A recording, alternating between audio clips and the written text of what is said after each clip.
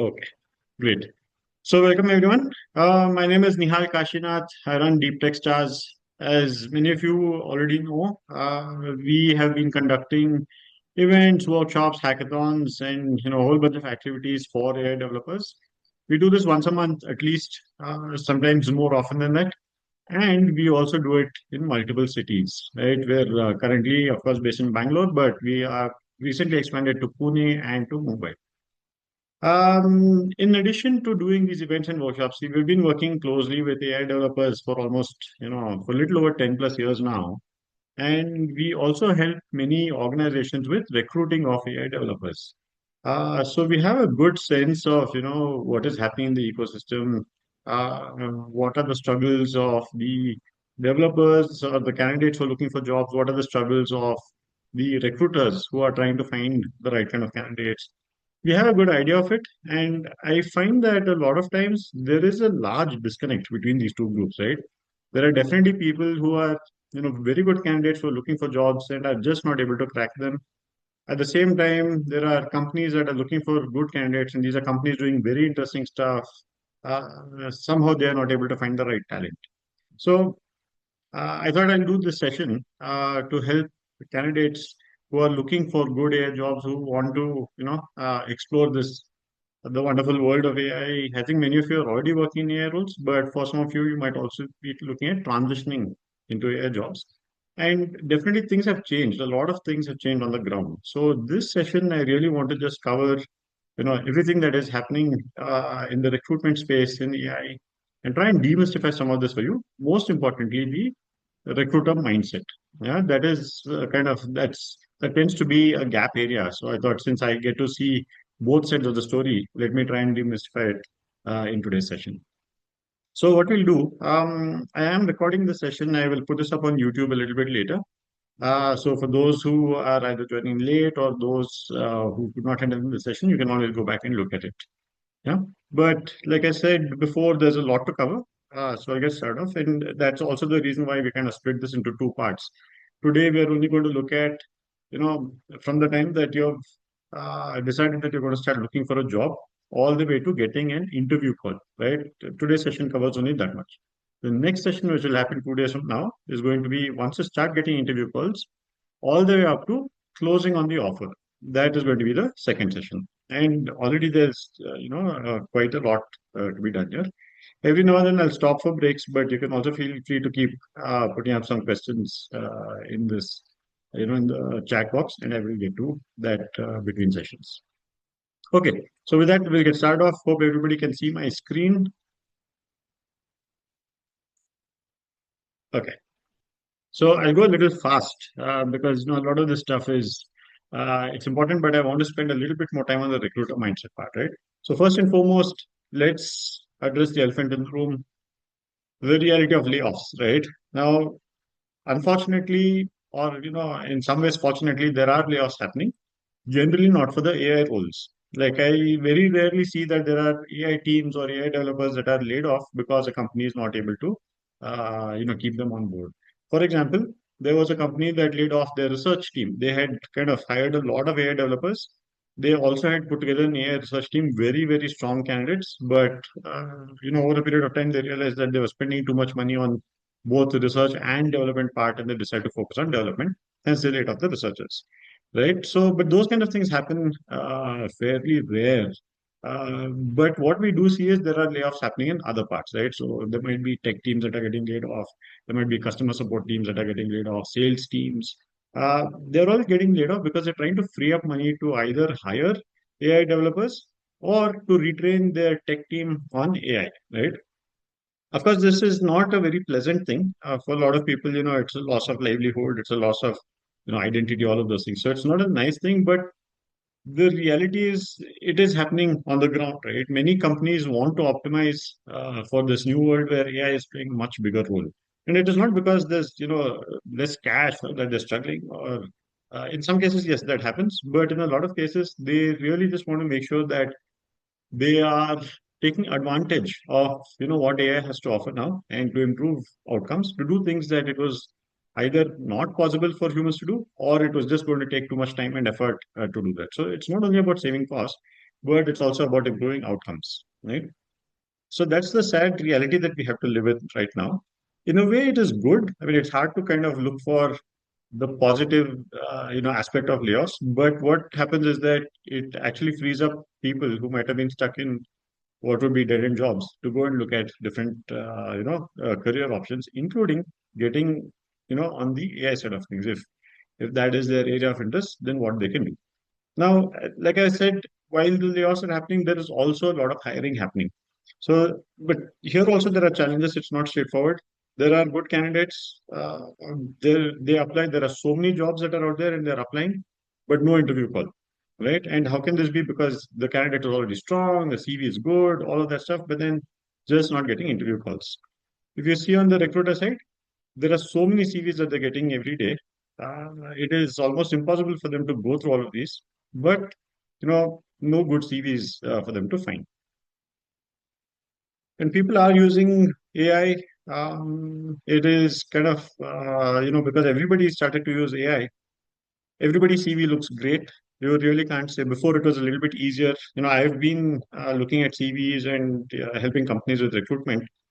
It's so difficult now to make out if a CV is genuinely good or if it's just something that AI has created, right? Of course, there are sometimes we look at the CV itself, you know that this is AI generated, but a lot of times, if the English is good, it's a great match with the JD. Sometimes we even question ourselves: Has this person actually done all this? Is this their profile, or is this kind of a CV that is just generated by AI? And on the other side of things, again, there are application tracking systems and platforms like LinkedIn that are doing their own filtering. So if candidates are applying, these systems are automatically using AI to show which are the better candidates or which are candidates that you should not even consider. It's not very accurate, to be frank. I've found a lot of issues with this. I found good candidates being left out. I found bad candidates being included as top candidates. So that is also one of the realities, right? And maybe unrelated to all of this, but I wanted to bring this up as one of the realities. There are good salaries in the AI space, right? But it is a wide range. I've seen there are, freshers who come out of college, maybe, some of the IITs and all that, and they're easy getting like 60 lakhs, 70 lakhs, 80 lakhs, that kind of a thing. I have also seen seasoned, AI developers who have like, 12 years, 15 years of experience, who have already built and shipped, and they have so many live products out there, like products, AI products that they worked on are in the market. They've built software for banks, they've built solutions for regulated markets, all of that, who are also getting 60 lakhs, right? So it's what you see online, people getting like 1 crore salaries, they are really an anomaly. It happens quite rarely. That's just something that you should be aware. It's not the norm that everybody is getting 1 crore, and you should not be thinking, why am I the only one who's not getting 1 crore, right? Nobody discusses this. Nobody, companies don't want to, whether they're paying high or whether they're paying low or whether they're paying, whatever's right, competitive for that role. Nobody wants to talk about it.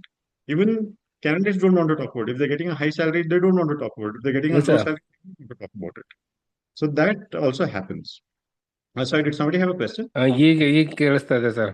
ಇದು ಯಾವುದೋ ಒಂದು ಇದು ಅದಕ್ಕೆ close ಮಾಡ್ತೀನಿ ಅಂತ sir. Oh, okay, okay. Yeah, request everyone to go on mute as well. But if you have any questions, yeah, feel free to just reach out to me for that. Yeah. So this is so that is a kind of changing landscape. Now let's talk about some of the opportunities that are there, right? I want to break this down into kind of the pre Gen AI and the post Gen AI kind of an era. Today, when we say AI engineers or AI developers, it is largely becoming about generative AI, right? And so you can look at the core Gen AI features. It is about looking at, okay, what is the problem statement? What is the kind of solution that would be ideal for this? What should be the, LLM models that I choose for this? What should be the, let's say the vector DB that I want to use? Then actually building out the system. Once you've architected the system or designed the system, actually building out the solution. Everything from as simple as context engineering to slightly more using RAG or fine tuning or building agentic systems, deploying these, doing testing, evals, all of these things. In some sense, now people are expected to know this entire workflow, right? How do you do any of this part? It's very rare that you'll see a system that does not really, like a complex system that does not have an element of RAG or that does not have an element of agentic. And almost any production system today has to have very rigorous evals, right? So this is the kind of core GenAI opportunities that are coming up. For those of you who have been in the AI space for a long time, you would have seen that things like computer vision, deep learning, all of those things, there are a few jobs, but they're getting more and more rare, right? And probably eventually they might get fully eclipsed by generative AI. So even something like computer vision might end up looking at vision models to achieve the same thing, unless it's a very niche kind of a case. So this is kind of the core Gen AI work that we look at, that I see most often in the market today. Second thing that's come up is this whole concept of forward deployed engineer, right? Now, this is kind of it's a term that's been around for a while, but it's become really prominent now.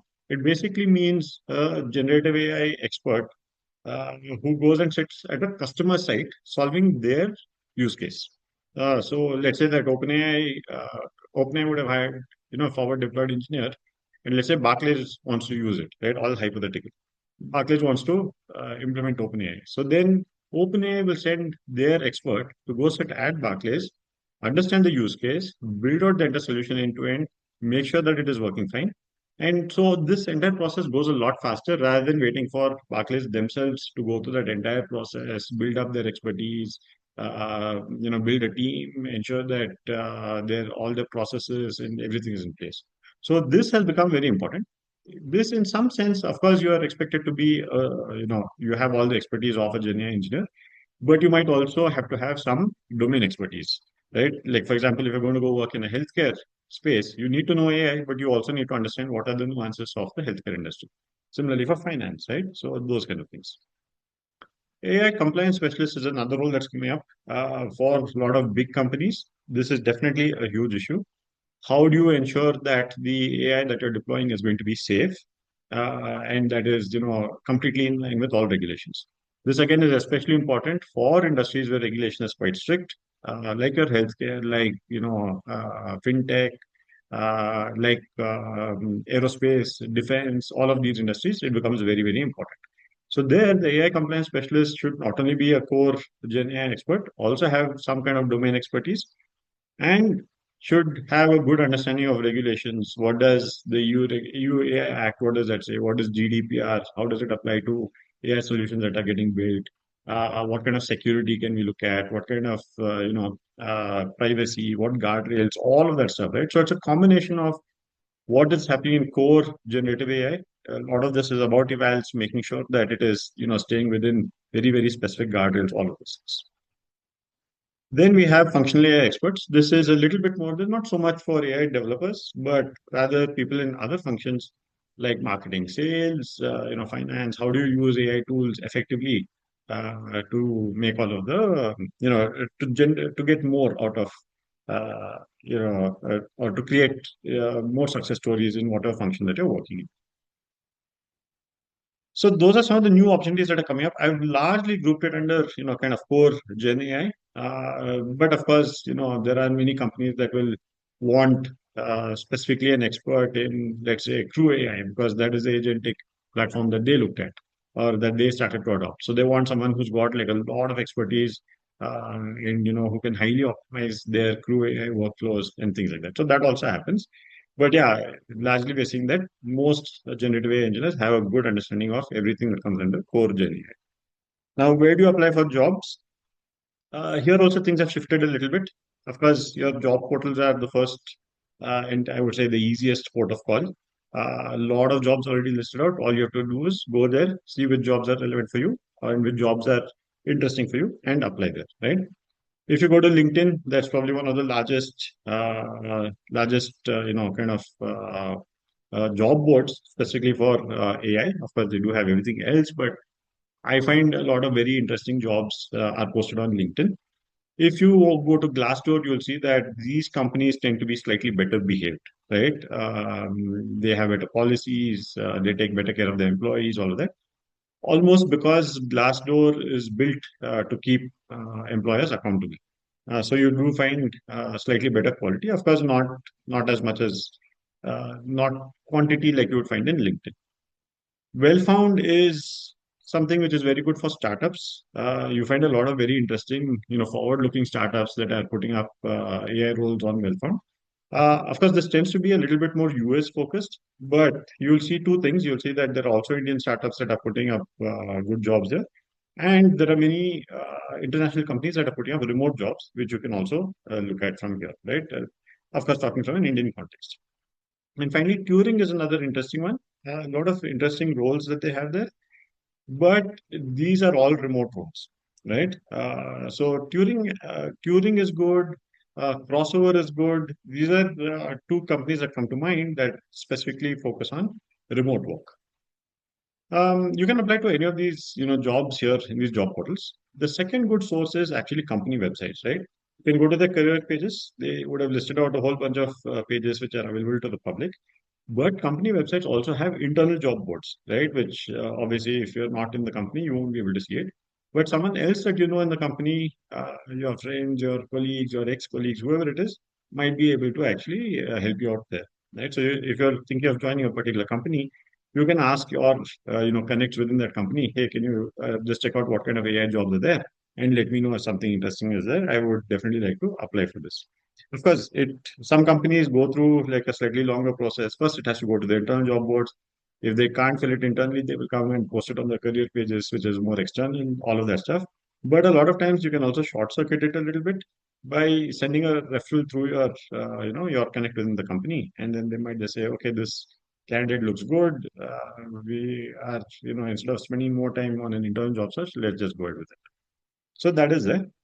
And with this, of course, if you are working in a company and you find, in the internal job board, another AI job, part of a different group or at a higher level, that is also an interesting space for you to apply at. Right? You can make the most of that. Company websites are a good source of, interesting jobs. Third, you can do warm outreach, right? Like I said, uh, reach out to companies, reach out to employees of companies that you already know and ask them if they can refer you within their organization. Sometimes, people that you meet in community events, all of that stuff, they also would be happy to refer you. Cold outreach is basically when you don't know the recruiter, you don't know who it is. It's just that the company looks interesting, the work that they're doing is exciting for you. They're working in a space that you want to be in or that you want to get into. So sometimes you can actually do a cold outreach. Just email them, or if you can locate their phone number, just WhatsApp them or call them.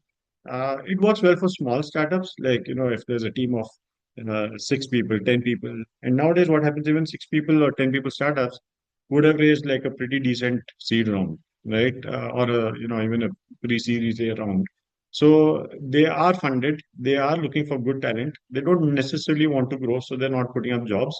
They don't necessarily need more hands. But if you reach out to them saying that, look, I really like what you guys are building. Do you think I can come and contribute in some way? Right? Initially, it might just be, yeah, okay, fine. Especially if it's, founders or CTO, co-founder, they'll be actually impressed and they'll say, great, why don't you come over? Let's just see what we can do. You can start with, maybe doing like a small project. Later, they might say, okay, your work is really interesting. Do you think you can, spend at least 3 days a week with us as a consultant? And if all goes well, then, they'll say, okay, just join us full time and, become part of our team. So that also happened. I actually know people who have done this very well. In fact, they just ran into someone at a cafe. They knew the work that the company was doing, and it was very interesting work. So they reached out, and that's how they kind of made their way into that company. You can also be very active on online groups. Today, there's no dearth of WhatsApp and Discord and Slack groups, which are very much focused on AI. Many of them focused on jobs. But largely, if you are active there, if you are building up your own profile, you're answering people's questions, you're asking interesting questions, you're sharing news. It's a great way to stay active. It's a great way to get noticed without like kind of spamming the group. If more and more people see that, hey, I see this person is always answering questions or is always sharing, very interesting stuff. At a time when they're working on something and they want to hire in their company, they might be like, okay, can we have a chat? I saw that you had answered a lot of questions related to Gemma. and we are working on something with Gemma. We seem to be stuck. Can we have a chat, right? And that becomes a way to get started. And finally, offline meetup groups. There are a lot of meetups and events where they are focused on helping you find jobs. So you should definitely go for that if you're actively searching for jobs. Even if you're not, a lot of times what happens is, let's say that a company is, let's say that they're working with True AI, and we do a True AI meetup, right? So the founders of the company come to that meetup saying that, you know what, there'll be a lot of other developers here who have worked on True AI, who are very interested in that. I would love to meet them. Maybe this is a way for me to easily find and recruit people, right? So that becomes a great place also to find the right kind of recruiters if you're looking for an active job. Any questions so far? I'll just take a quick pause before we go into recruiter mindset. Any questions?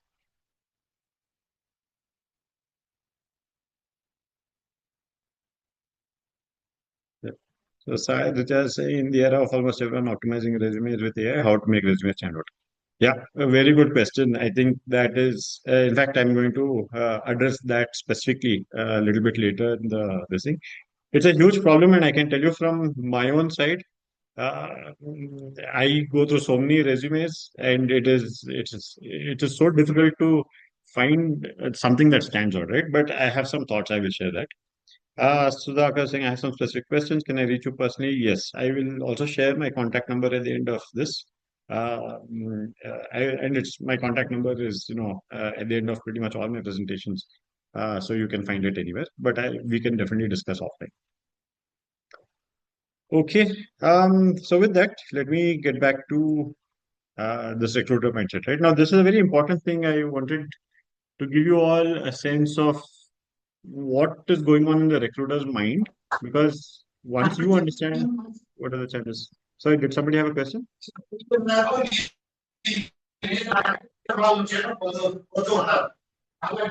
I think it's the same.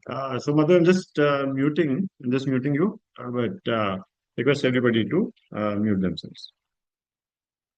Garima is saying applying to jobs, but the same did not get interview call. Yes, that also happens. I'll try and address that also. That in some sense becomes a function of the CV and the profile, right? Um, and yeah, and above same thing. I think I'm also happy to speak to you offline. But a lot of the things that I would anyway have told individually, I will be telling in the rest of the session. Okay, so with that, let's look at the recruiter mindset. And basically, I want to kind of point out to you what are the challenges that they're facing and how they are trying to, handle it. So that should give you a sense of, okay, if this is what they're facing, how can you make their life easier and hence make your own life easier, right? So if you look at how fast everything changes in the AI space, right, especially the Gen AI space, if the recruiter is a CTO of a company, maybe it's a small startup that is hiring and the CTO himself is getting involved with it, it's easy, right? They are up to date with what is latest happening, great.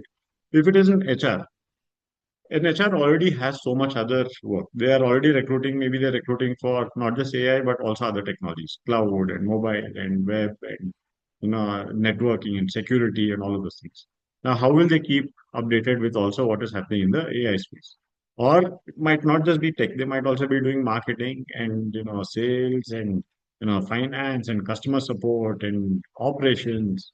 Impossible, right? It is not possible, it is not right of us also to expect that they will be staying updated with everything that is happening in the AI space. So which means if you have worked on some really great projects, they look at those projects and they don't realize how great they are, right?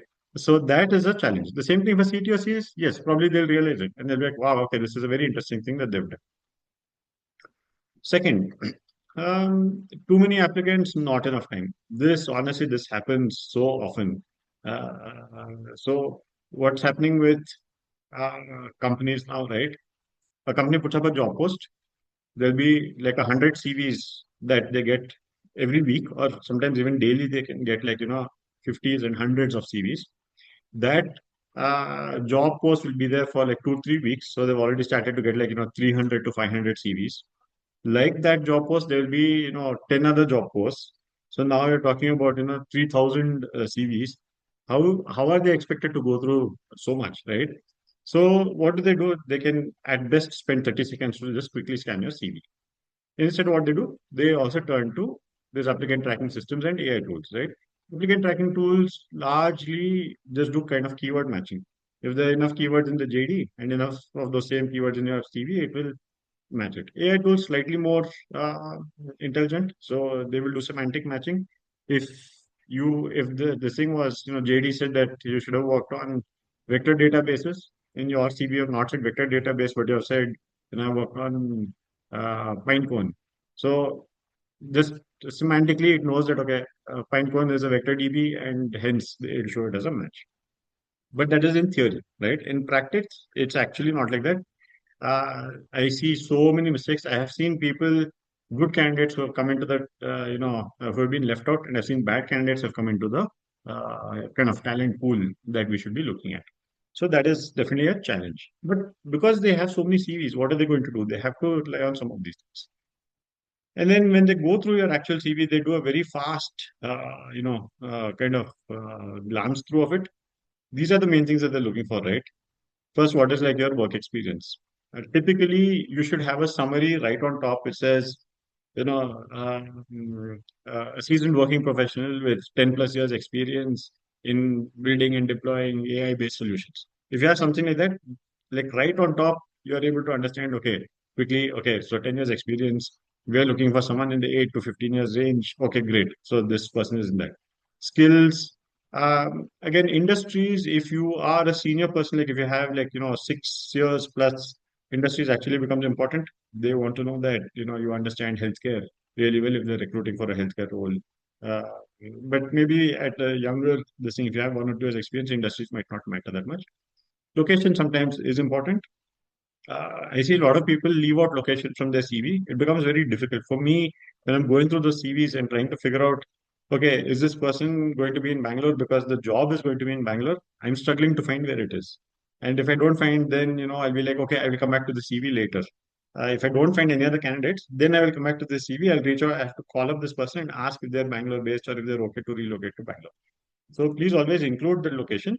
You can, if you're worried that you're not in Bangalore and you're in a different place, you might miss out on jobs here. You can always mention there that current location, so and so, willing to work in, willing to relocate to any other place. So if you do that, it at least gives us the peace of mind to say, not a problem.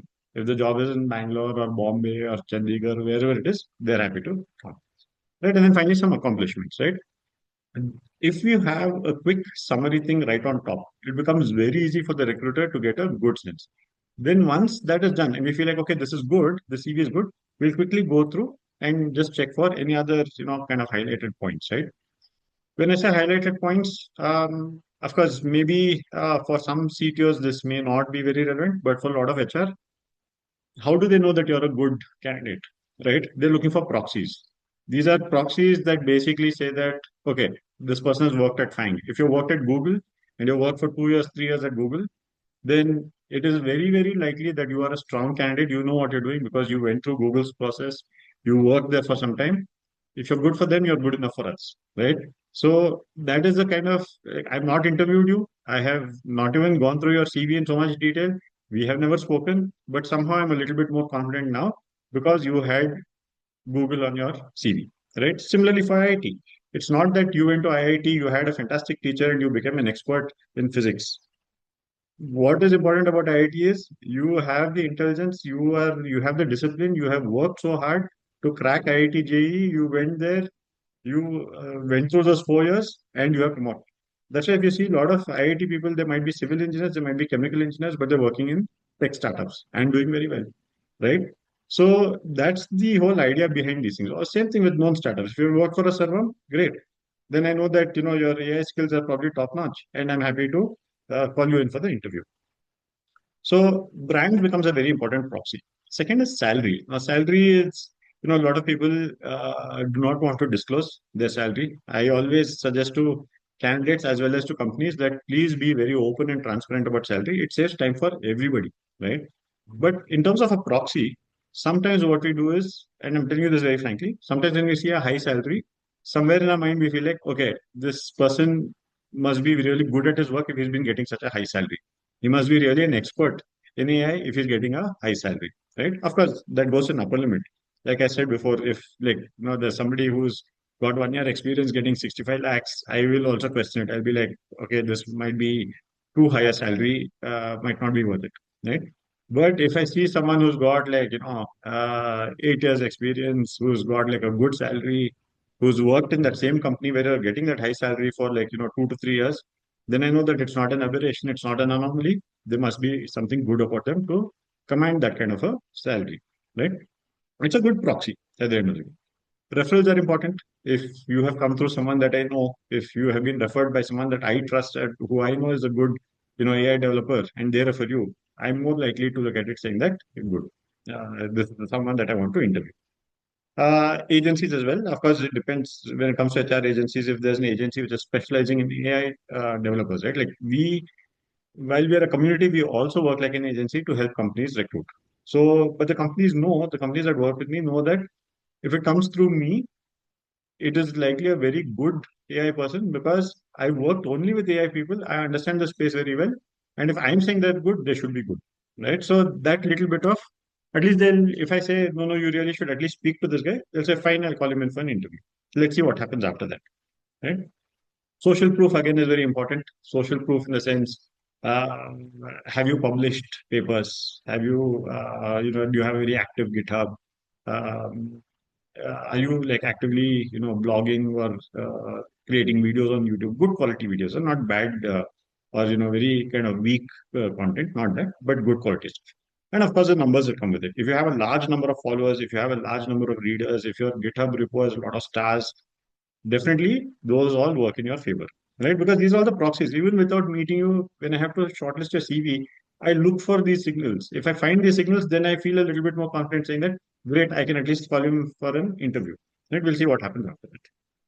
So this is kind of the challenges of this deluge of so many hundreds and hundreds of CVs coming in, and as may or may not understand what exactly is in that CV, and specifically HR, who's not going to keep pace with specifically the generative AI developments in the world. Um, how do they go through it? They have to rely on these kind of things, right? Quick scans of your CV, proxies that they're looking for, and relying on ATS and AI tools. Now, but what does a recruiter really want, right? What is it that why are they doing all of this stuff? Why have they put up this job post? Why are they hiring? And it doesn't matter if the recruiter is the CTO who understands tech really well or an HR person who doesn't, right? What does a recruiter really want? They just want someone who can solve their problem, right? So the problem that they are facing, if you look at the CTO, they know exactly what they want to build. They don't have the time. They're busy building a lot of stuff. They're busy fundraising. They're doing a lot of other things. They want to hire someone who can build it on their own, right? They will, of course, be there to guide you. They'll, of course, be there to help you. You'll all do it together. All of that is fine. But they don't want someone that they have to keep spoon feeding or they have to keep telling them at each step, do this, do this, do it. They want someone who's intelligent enough, who has that ownership, who has that drive, who has that, enthusiasm to say, wow, this is a really great problem. Let me figure out. I will figure out how to crack it. Don't worry. I'll figure it out. And they'll come to the CTO and say, okay, I tried this approach. It did not work. What do you think I can do? Should I try it like this? Should I try it like that? So all of that will happen. But at the core of it, the CTO wants to hire someone who's smart enough, who has that enough expertise to build the solution on their own. If you look at it from the HR side, HR is definitely under a lot of pressure from the hiring manager, from their bosses, all of that to close quickly, right? They are also kind of evaluated on, why is this job position open for so long? Why have you not found the right candidate for it? So they are also looking for someone who, kind of satisfies the job description, who can, once they send them for the interviews, the hiring manager should come back and say, "What a good candidate! Yeah, you sent me a very good candidate, fantastic guy. Let's close this quickly. I'm okay to extend this budget also a little bit more if you have to meet, but let's close this quickly." That is what the HR wants, right? So if you look at it that way, the recruiter really, really wants you to get the job, right? As soon as they open your CV, the first thing that they're hoping, the first time that they open your CV, they're hoping that you are the person that is going to conclude this job search for them. They don't want to keep doing this more and more. They find that, okay, this is a tiring process. This takes too long. It distracts me from the other work, all of that stuff. I really hope this candidate is like the right candidate, right? So they want you to win. They want you to be successful. Every time I open a CV, I'm hoping that this is the last CV that I have to open for this particular job position. And so, what are the things that they're hoping to see, right? There are some need to have, there are some nice to have. Need to have, definitely you have to have the right skills, right? Which means that you work on that specific technology, the tech stack, whatever it is. You already have, you already cut your teeth on it. You're not going to come there and you don't have to get trained from scratch. Second is experience. Now, of course, this matters a little bit more for senior folks. So, for example, if someone has put up a job post saying, the recruiters put up a job post saying that if you want someone with 10 plus years experience, if you have 2 years experience and you apply to the job, please don't be surprised if you don't hear back from them, right? Obviously, because someone with 2 years experience is going to have very, very different mindset from someone who's got 10 years experience, even if you worked on some similar technologies, right? Especially now, what is happening is that, because all of generative AI is like some, 3 years, 4 years old, someone who's got 10 years experience also has got kind of comparatively same number of years of experience with RAG, let's say, as someone who's been doing this only for 2 years.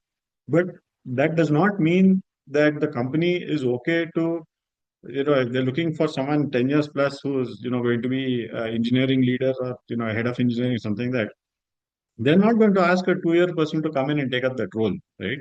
So what I always suggest is if it's a 10 plus years job, you've done great work in that space, you have 8 years experience. Fine, you can apply. If you have 3 years experience, please don't apply. You're wasting your time, you're wasting the recruiter's time.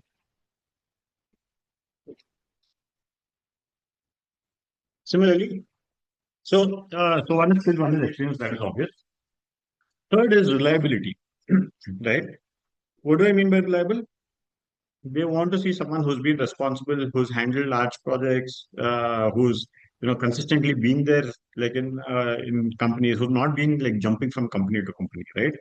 That becomes a huge liability because what will they see if you've jumped, you know, um, 4 companies in 3 years? They're like, oh my God, this guy. As soon as we take them in, they're just going to wait for 6 months and again they'll jump. And so they don't want to be in that situation. They want to have, someone who's reliable, who they can count on, saying that, okay, at least for 2 to 3 years, they'll be here just building, joining the journey with us, coming along with us through thick and thin, through good times and bad. They're going to be there. We can rely on them, right? They also want to see good attitude, right? So things like reliability, of course, you have some gauges in the CV, but even after that, in the kind of interview process, all of that, some of that thing comes through. The attitude part will come through mostly when you've actually started to interact with the person. It could be through the screening call, it could be through multiple rounds of interview, it could be through assignments, whatever it might be, HR round, all of those things. But that good attitude becomes a very important thing, right? By good attitude, I mean professional, easy to work with, not unnecessarily fighting, open to feedback, open to discussions, curious, those kinds of things. And finally, they have to be in the salary budget. So I see a lot of people often take offense, right? Because they're feeling like, okay, I've got 10 lakhs per annum salary. I want 30 lakhs. Okay, fine. If you have actually done something, really great in your last job, you worked on some really new tech, which has, become a very important tech. You're one of very few people who has that level of expertise. Yes. And, there will be enough companies that also come in and they say, yes, we want to do this. But if a company says that, their budget is 15 to 18 lakhs and you're at 10 lakhs and then you're asking for 30 lakhs, how will it work? It will not work. It is a waste of time for you. It is a waste of time for the company, right? There's no point. Only challenge here, and what is leading to a lot of issues is neither like I said before, neither the company nor the candidate are talking about their salary beforehand, right? They're, trying to just say, okay, we'll see first. Let's do the interview. Let's have some discussions. Afterwards, we'll see if we'll come to the salary discussion. That actually becomes a waste of time. I tell both the companies as well as the candidates, please be upfront about your salary right in the beginning because if it is not a match, see, everybody has aspirations. You cannot tell a person that you are getting only 10 lakhs, you should only ask for 30% hike. That is the max that you allowed. It's not like that, right? They might want to do more. They're happy to work. They're happy to put in that effort and, go through that struggle to reach the 30 lakh stage. But if it is a fact that that company has only limited budget and they cannot extend that budget, don't waste your time. Go on to some other company that actually has that budget, right? So that is kind of the need to have. They just have to be in that salary range, right? When it comes to nice to have, as a candidate, you really should be excited about the role of the company that you're planning to go and spend the next 2, 3 years, right?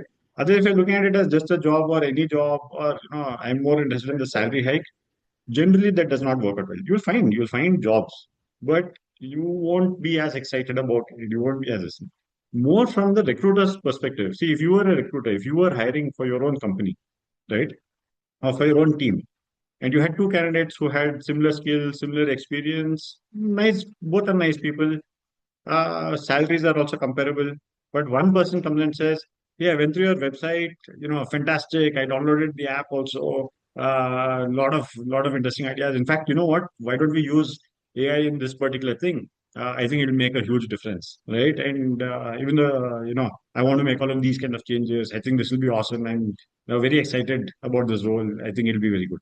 That is one person, and then the other person is like, I don't know much about your company. I didn't see it. But yeah, someone had forwarded me the JD. I applied. So can you tell me more about your company? Who would you want to hire? The guy who's excited about your company or the guy who doesn't care, right? Because the guy who doesn't care, tomorrow also is not going to care. He is not going to tell, his friends, his colleagues that, hey, this is such a fantastic company. We're working on such cool things. Come and join us. He's not going to bring new talent to the company. If he's going to some conference of his meeting your potential clients, he's not going to be excited about it. He's not going to bring in new sales for you. He's not going to push your company forward the way that the first guy who's got enthusiasm, who's got energy will do it, right? So it's a nice to have, but it's a very important nice to have, right? Being excited about the role of company. And it shows in different ways, right? Go through their website, go through the JD in detail. I'm actually a little surprised. A lot of people don't even go through the JD. Because today, what do? They'll take 10 different jobs or 20 different jobs, and they'll select all of them and say apply all. They've not even seen what it is. Their CV goes to random companies. If you actually call up that guy and say, hey, you had applied to this role, he'll say, which role? I don't know. Which company? What is this company about? Okay, tell me. It's not, who wants to work with that kind of a person, right? You want to work with someone who says, oh yeah, I applied to this company, I saw very cool stuff that's happening in this company. Yeah, how can we take this forward? I want to work with those kinds of people. I want to bring those kinds of people to my clients, right? I don't want to bring like people who are not bothered, apply to 100 companies at once. Anyway, so that is the kind of thing, right? So nice to have is someone who's excited about the role in the company. Second is learnability. This is, of course, because this whole Gen AI space is changing so fast. You have to have an ability to learn and general inclination to learn. So do courses, do watch YouTube videos, all of those kind of things. Wherever that you've done courses from, let's say even Coursera or Udemy or whatever it is, I suggest that you go ahead and list it on your CV. It's not that companies are going to look at that. Let's say that you did a course on fine tuning. They're not going to say, "Oh, he's done a course on fine tuning. He's a fine tuning expert." That's not what they're looking at. They're saying, okay, this guy's done like some 4, 5 courses. He's very interested in learning. He's very interested in staying updated on the latest that's happening in the world of AI. Good. We want someone like that because everything keeps changing. We want to be on the cutting edge in our company, right? So let's call him. Let's call him in for an interview. So it's a good thing to add these courses. It's not that certifications have a lot of value unless they are, certifications that are not for participation. They have to be certifying exams that you have passed. Those are good. Yeah. So yeah, learnability, good communication, pedigree. Obviously, if you have good degrees or you worked in big companies, fine companies, all of that, it looks good. It's nice to have someone who's worked at that level who brings in that kind of expertise also. And in some sense, it's also we want to work with people that are fun to work with, right? So that also happens. These are all nice to have. Again, like I'm saying, it's not that you have to be a fun person or you have to change your personality. You don't have to change your personality, right? But it's just a nice to have, right? Be easygoing, have a good attitude. That itself is fine. What gets disqualified immediately?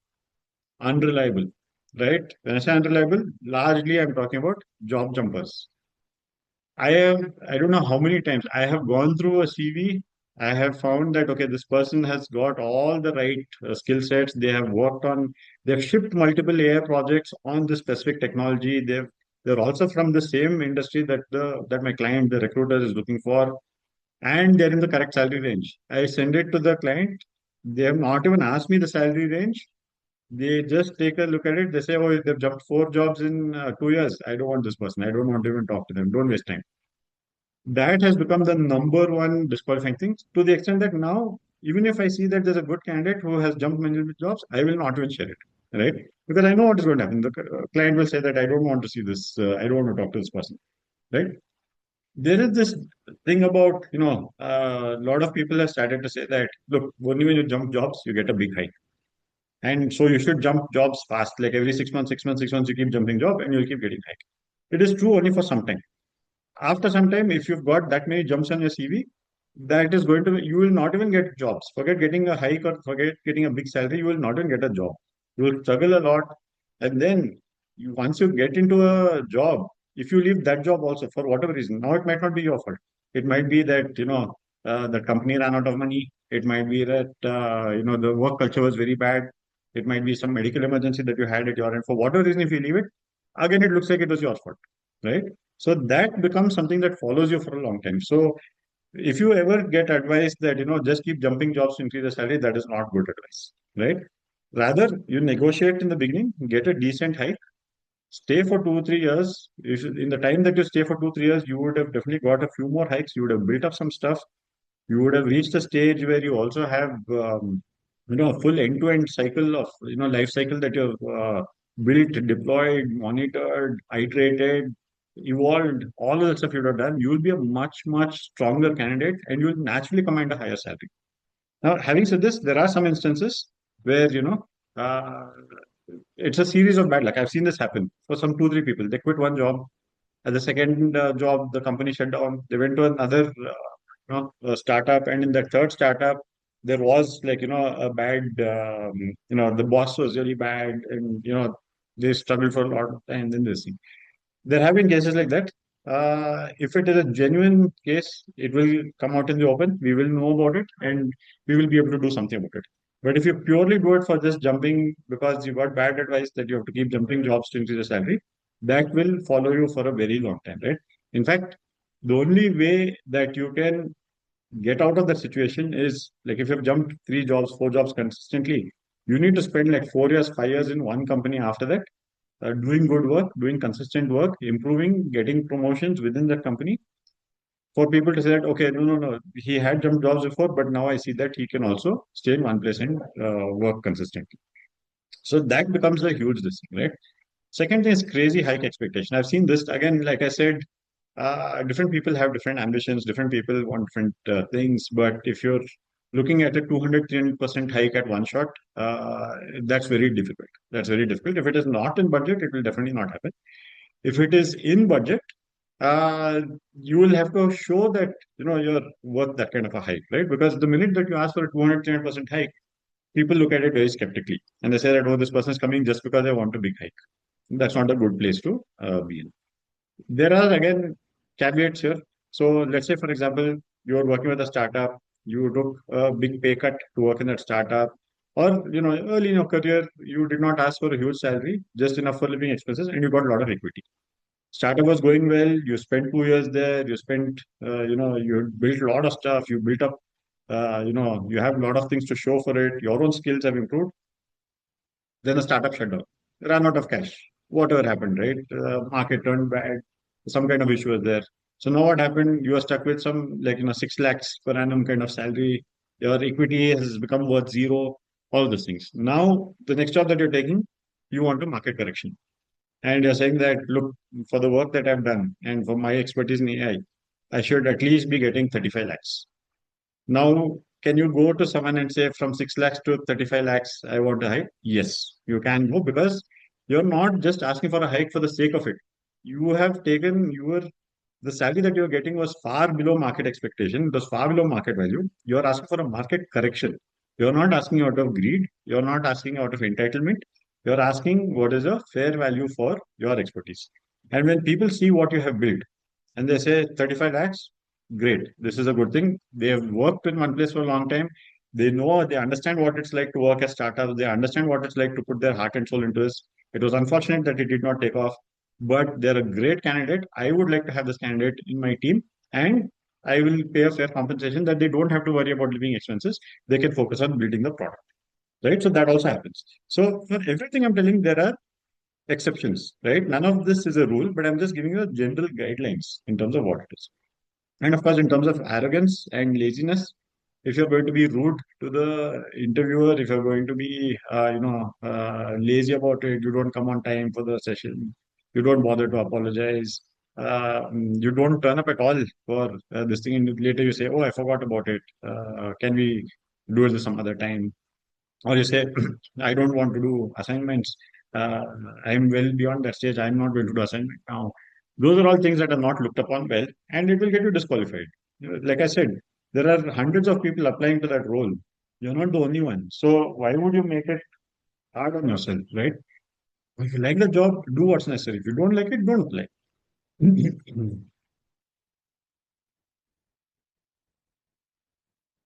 So before you go into strengthening the profile, happy to answer any questions.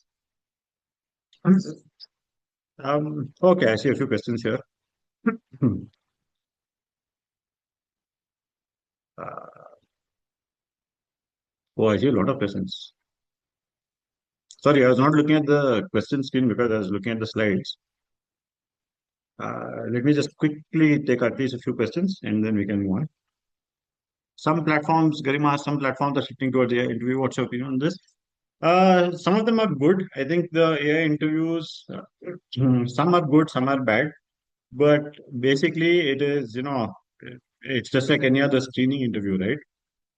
Before the AI interviews, if like, like a recruiter or some agency was asked to answer some questions, I mean, asked to, give you some level one interviews, they may or may not have understood it themselves. They will just have questions, they will have the answers, and they're just making an educated guess of whether you said the same answer.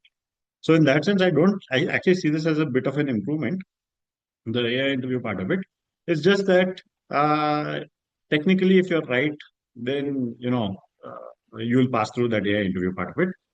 Um, it is again a way for it's a coping mechanism from companies because they're also struggling with how do we manage so many people who are applying, and in a way the question becomes, would you rather have an AI interview or would you rather get rejected even before that, right? So sometimes it is actually good. The way I look at, any interview or any assignment or whatever that comes is do it with your enthusiasm, do it with, the excitement. And if you do well, then the job is yours, right? So that's something that happens. Kiran says, same like Anubhav, jobless almost 2 years. 46 years old. Okay. So, Kiran, I think we can have a discussion offline. This might be something specific to you. Um, Garima also says, is it mandatory to have LinkedIn membership to connect with C2 and founders? Um, yeah, I think like what Anubhav was saying, yeah, membership, without that, you are kind of limited. It helps to have that kind of membership. It is not mandatory. You can, of course, reach out to the CEOs and all that, or CTOs in different ways and founders. What you should know is that CTOs and founders are also very happy to connect with the right kind of candidates, right? So it's what you can do is ensure that you find your way to them, if not through LinkedIn, through other ways also. Find mutual connects, ask the mutual connect to introduce you. Referrals always work well, right? If there's someone that they trust or someone that they know, and that someone is happy to make an introduction, then at least you'll get a chance to connect with them without having to have like an expensive LinkedIn membership. Garima says, who are excited about the company? I didn't understand, but yeah, I mean, just generally there are like a lot of people who are when they see the the kind of stuff that is happening at a company, they do get excited about it. In fact, right now I've just placed one guy.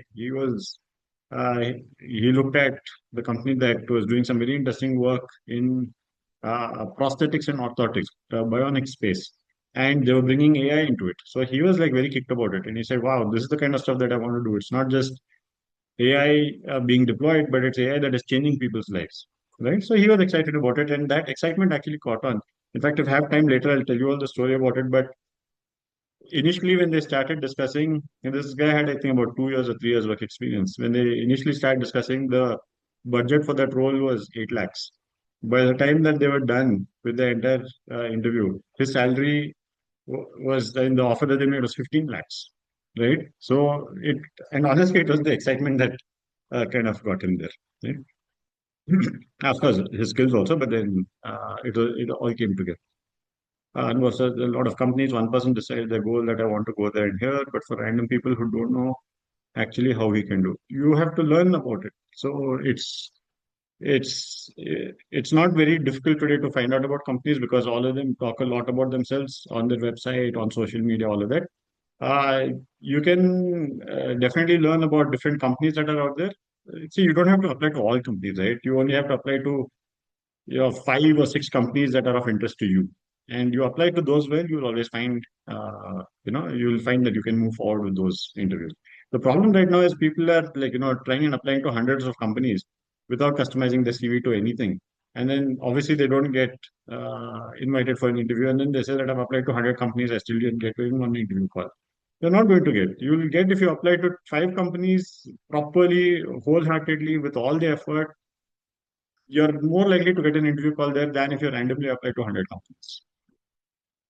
Uh, if I wanted to hire a person, I would choose who has a knowledge and serious interest in company. Yeah, that's right. Remember, Niharika says, can we please get recording or the PPT of this? Yes, you will get both actually. We'll make this available later. How to deal with people with the politics involved, which in turn really affects day-to-day job responsibilities. Yes, I agree, Kiran. I mean, politics is, that is like bad company culture. Very, very that's a very difficult thing to handle, and I think probably out of scope for this discussion. But when we speak, happy to at least share my experience. Even I have seen, if you work long enough in the industry, you would have at some point of time faced politics. So let's figure out. Yep. Slides mentioned recruiters heavily learn brand proxies, trying to filter out noise, accept out builders for skills. Um, Yeah. So Rupa, yeah, it's not that they rely heavily on brand proxies, but proxies serve as a useful tool to identify people who might, already be proven, right? That's pretty much all that they do. It doesn't mean that if someone has worked in a fine company that they're going to be a great fit in a small startup, right? In fact, it might be the opposite. They're used to a very kind of an easy life. They can't put in the hustle that a startup requires. They feel very entitled. They feel like, I used to work before in that company. Now I've come here, so I'm doing you a favor. So a lot of times there's a cultural mismatch also. So it's not a very heavily relied on thing, but it is a brand proxy. Um, and it does matter that, like it helps to filter out the noise. So that is definitely there. But for self-taught builders who possess skills, traditional tech logos and everything, what is the most effective social proof? Yes. So the most effective social proof is build in public, right? Have a solid GitHub, whatever work that you're doing, do it. Contribute to open source if there's any particular framework or any particular open source software that you find interesting, contribute to it. One Y Combinator company that was that had asked us to recruit for them, they had a specific request that the person should have contributed at least to one open source software which has gotten accepted. And I was thinking, where will I find someone like that, right? It's such a unique requirement. But we did find someone like that. There was actually someone who had contributed to Pipecat, which is also what the startup was using. So for them, it was a good thing. Of course, in that particular instance, I think it did not finally did not go through. But that's what they were looking for, right? And they found people also who actually are active contributors to open source, all of those. So if you have the right skills, eventually your resume will shine, right? Because today what is happening, uh, before there were a lot more companies that said we only hire IITians, right? So even if your resume was extremely solid, just because they were maintaining this thing of everybody on our team is from an IIT, they would not hire, right? That largely has gone off. I have not received a request in the last 2 years where people have told that we only want IITians. So, because now people are saying that I really don't care where you come from. In fact, I don't even care if you've graduated college. I just want you to be the person who can actually build out whatever it is that we need and who will do it like really, really well. So, so social proof, consider building in public. That means, of course, very active GitHub. It also Could be that you teach on Udemy. You can also make some money off of it, but more importantly, you're teaching people a lot of. You're building up your own social capital. Uh, be active on LinkedIn.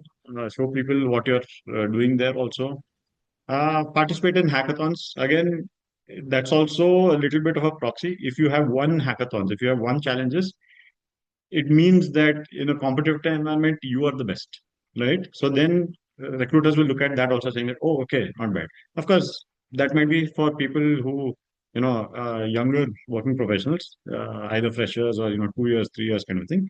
Maybe for, people with 10 plus years experience, the hackathon thing does not matter as much. But there are multiple ways that you can stand out, even if you don't have all of those things, right? Because for if you've not studied at elite universities, there's nothing you can do about it now. You cannot go back in time and do IIT. So you don't have to. That is the best part of it. Same thing for FANG. If you have not worked in a FANG, it's not the only way to get in, except for maybe some companies that have that kind of a policy. Getting message, let's say about 19 plus lakhs, you're working for your previous company. Then on Glassdoor listed Indian companies for higher role offering 5 lakhs, 9 lakhs. Would you go for it?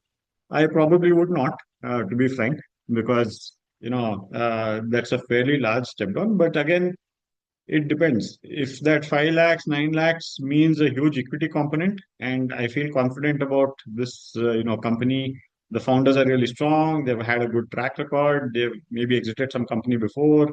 They're, well connected in the VC space. They're going to raise another round. The equity that they're giving me in lieu of salary is going to be much more valuable. Then yes, I would consider going for it, provided from my own life stage, right? It like I can manage with 9 lakhs. Like if my spouse is also working and they're also earning money, so the family is not dependent only on my salary. Or like if my parents are healthy, I don't have to worry about their medical, expenses, all of those kind of things. Or I have like sufficient insurance that covers all of it. So it's a judgment call. If it was purely 19 lakhs, down to 9 lakhs without equity, I would not go for it. It's a fairly large step down. I can't think of what would be a compelling reason. Maybe you get to work on, some really, really cool tech. Uh, but yeah, that kind of a lot of it depends on, your life stage and what is the kind of expenses that you have in your life. And if you see, a lot of these things are going to be about you being practical and honest with yourself first, and then, thinking about how that applies to the job that you're looking. What's applied AI engineer versus AI engineer? I think, Jay, basically a lot of job titles keep on changing. Job descriptions is what you'll have to kind of step into to see what it is. But largely, if you look at applied AI engineer, the job tends to be a little bit like a forward deployed engineer, where you're actually going to go and implement AI solutions in like customer companies. This had all sort of different names before. It was, in some sense, in the software, it was called, rebadging. It was called body shopping. All of those kind of things. It was experts going from one company, sitting in the client's company, and solving their problems. How can software engineer get his job switched into AI role? What are roles specific to AI domain? Yeah. So I think there are software engineer shifting roles. Yeah, that's maybe a conversation for a different day. But simply put, build up your skills, right? It will take time. It might take like a year or 2 years or whatever it is. It's fine, but build up your skills. Try and do projects. Projects are honestly the best way to learn. Especially you might do a combination of courses and projects. Do a course so that you understand the basics really fast, and then start doing a project. And then if while doing the project you realize that okay, there's a gap, I don't understand this particular thing, go back and do a course, or either like a quick session on it or a crash course or whatever on that specific topic. Then again come back to work on your project. So largely doing projects is the best way to go forward. Okay, great. So, I think some folks have put up their hands. Maybe what I'll do, just in the interest of time, please keep adding your questions rather than, in the questions part, just add it straight into the comments. What I'll do is every now and then I'll come back. I want to continue with the strengthening your profile part of it. Oh shit, it's already 9 o'clock. Guys, I hope you have a little bit more time. Um, I'll try and wrap up this next part faster, then we'll do all the questions at the end. Okay. So we'll go a little bit faster now. Key things your profile should showcase. Yeah, how to strengthen your profile and make sure that you're putting your best foot forward. First and foremost, professional projects. By professional projects, I mean whatever that you have built in a professional setting. So, in the company that you're working, that would be the best place.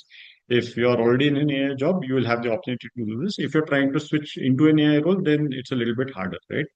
But if you're trying to switch into an AI role, see if you can do consulting for smaller companies where you go there and advise them on how to do it and build it along with them, or just volunteer with startups. Maybe, it's also hard to charge people money when you don't have any projects to showcase, but you can always go and volunteer your time and effort with startups and say that, look, I just want to learn. And if you need an extra hand, I'm happy to put in that extra time. I'll, 2 days a week or, in the evenings and then some weekends, I'll sit and work with you. I'll help you build up. You don't even have to pay me anything. I'm just happy to work this with you.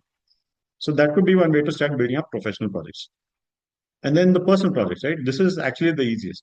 And like I was saying, it's where your greatest learning also comes from.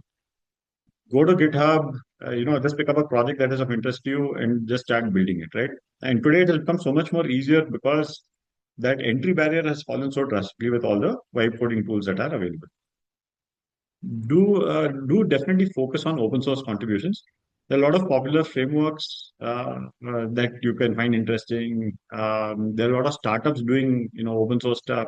If you can go and contribute to them, they will also be very happy. They will also be very glad to invite you and showcase you in different places and say that this is one of our biggest contributors. They've built so many modules for us, and they're almost like a de facto part of the team. And who knows, at some point they might even say that, look, you've done so much work on this. This, our product so well. Why don't you come and just build this with us? We'll, become part of our team. We'll give you some equity, all of those kind of things. So, but open source contributions are actually a really, really great way of building up not only your expertise, but also your social capital. Research publication, maybe if you're a little bit more research oriented, you can always go today and publish an archive. It's a pre-publish server, but you can always go and publish there. It is not really peer reviewed, I think. But you can also go to conferences. You can submit papers at conferences. If they like it, they will invite you for it to present to a larger audience. All of those. Hackathon and challenges. So many hackathons keep happening, especially for those of you who are in Bangalore. You'll find that every month something or the other happens. Luma is a good place to find these hackathons.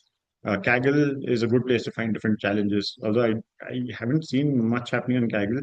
I think it was a lot more prominent during the MLDL era. GenAI, not that much has been happening. Content creation, again, this is completely up to you. You don't have to be dependent on anyone. Pick up a topic, pick up a framework, pick up, a model, anything that you like, and just start blogging about it, right? Or create videos about it, or teach a Udemy course on it, whatever is important. But don't do this just when you are like, I'm going to start my job search now. So next 3 weeks, I'm going to write a lot of blogs because that comes through very easily. Even companies see it and they're like, oh, they're just doing it for finding a job. If you genuinely start to write blogs, you will also enjoy it. You will also learn in the process. Actually, some of the best ways to learn is to teach, and you do that through blogs and through YouTube, and of course courses. Right, and try and participate in conferences, but as a speaker. Obviously, you cannot, showcase yourself as a conference attendee, but definitely you can showcase yourself as a conference speaker, especially if it's one of the better conferences. And you'll have to work your way up to it. Start talking at small conferences, and then eventually work your way up. A quick thing on LinkedIn. LinkedIn is a very, very important thing to have. There are occasions where I see someone's LinkedIn is very old or it's not been updated. Please make sure that you update, because what happens, I'll tell you from a recruiter standpoint, right? I see the CV. Next thing I do is I go to the LinkedIn and I'll see, because what happens today, uh, if if I give you 10 JDs, you'll take those 10 JDs, you'll create 10 versions of the CV just using AI. You have not read the JD. You have, just given your one CV. You have not updated your CV to match the JD. Everything AI has done. And you will apply with, customized CVs for those 10 different roles. So if I'm, as a recruiter, I'm looking at it, I'm like, oh, not bad. This looks like a good match.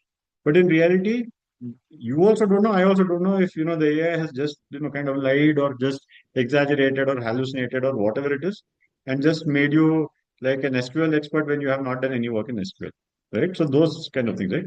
So when I go to LinkedIn, you cannot have 10 different versions of LinkedIn. So I know that what you have put up on LinkedIn is most likely the ground truth.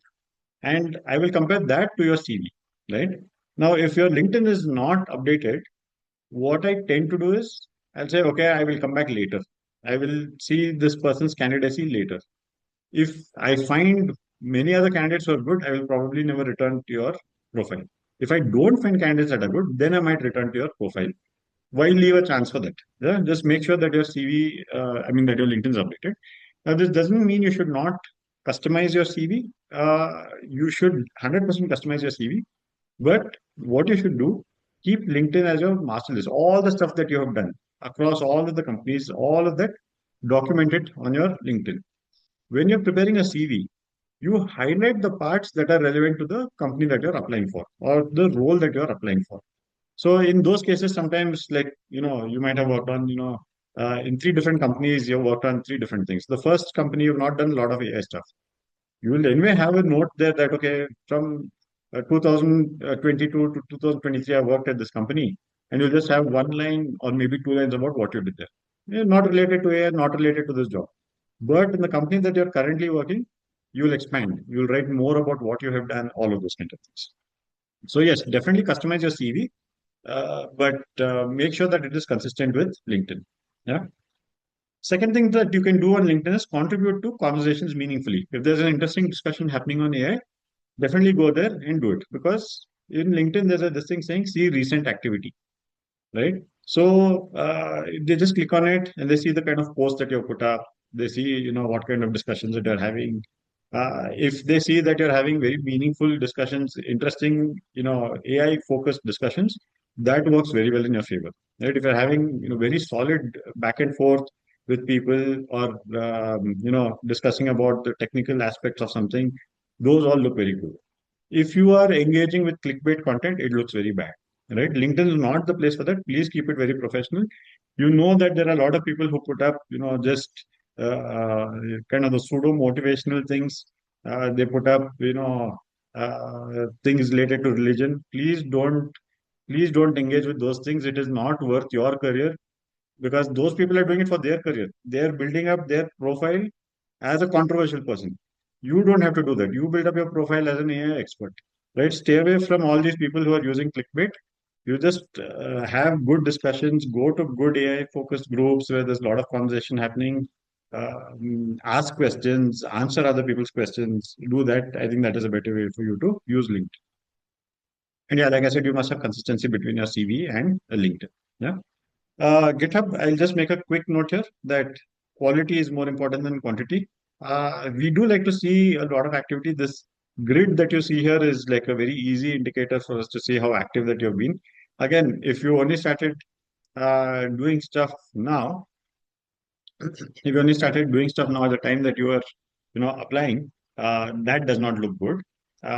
So just consistently keep working on projects, and your GitHub will automatically become very active, right? But yes, please keep in mind that quality is more important than quantity, especially when you're applying to startups and you're doing something which is, you're doing a deep dive into some of these things. Okay, guys, we'll come to the questions in the end. I just want to finish off this last part so that for those who want to leave, you can leave. It's already become quite late. Yeah, so the most important tool uh, in your arsenal, right, is your CV.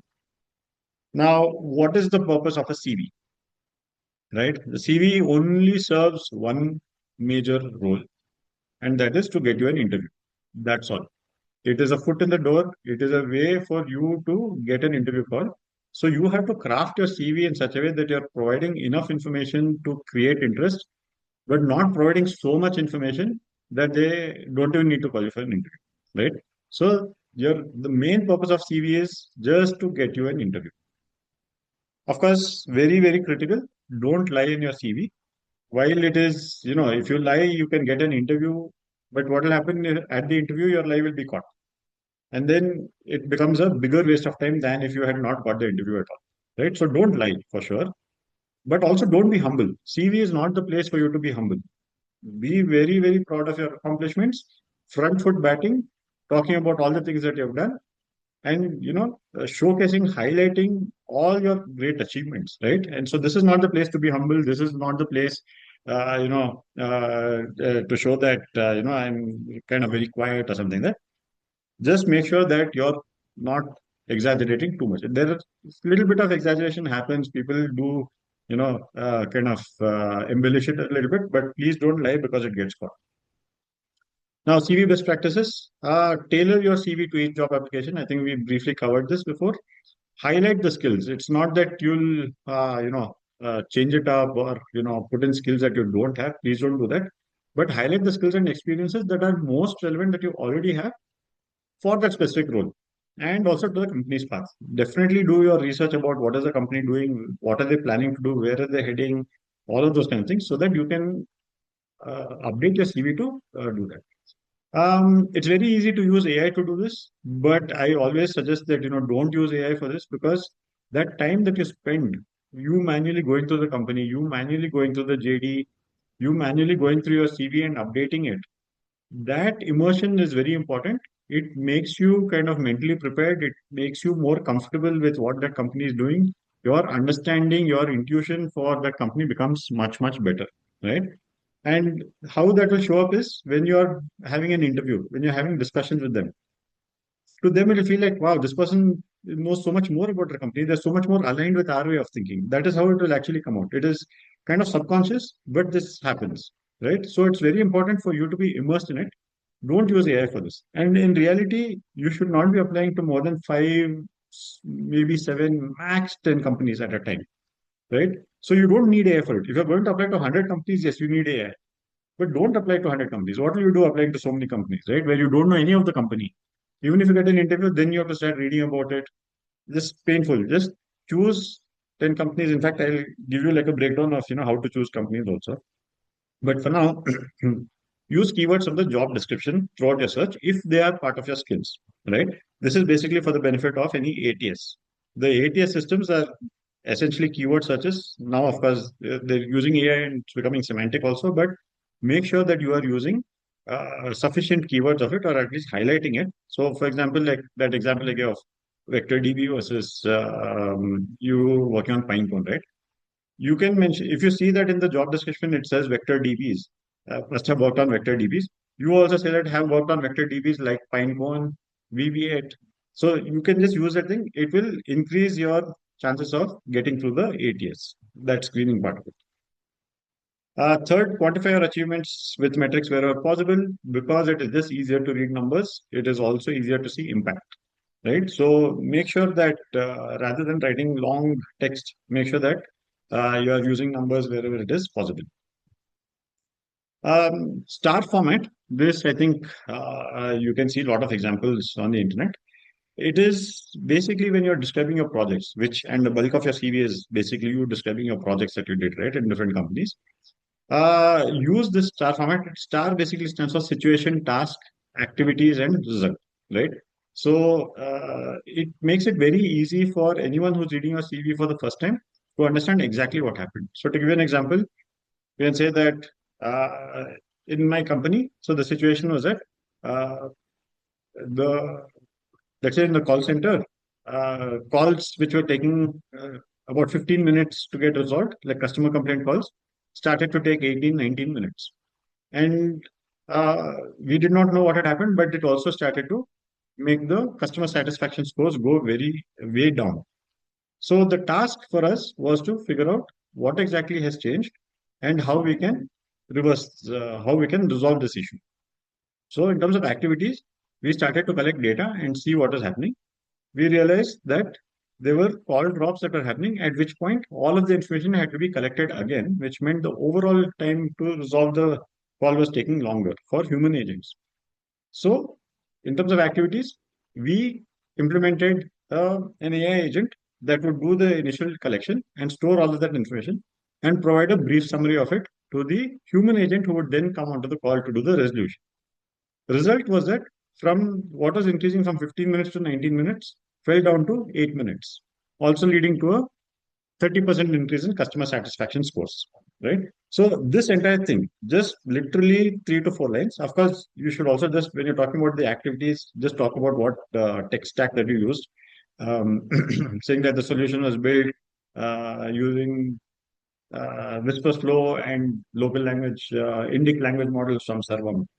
So you add some of those kind of things. So what happens is when you have put something in this format, it becomes very easy for anybody to follow it and to understand what exactly you built and this. You're not going to go into too much detail here about how you built it, but the reason that you're going to, do that is because if that company also is facing a similar issue, that, they are also the calls, call center calls are starting to take very long. They look at it and say, oh wow, this person has actually solved this exact problem that we're also facing. Let's call them in for an interview, and maybe they can come and solve this for us also. They've already done this once, right? So that is it. Keep your CV concise and easy to read.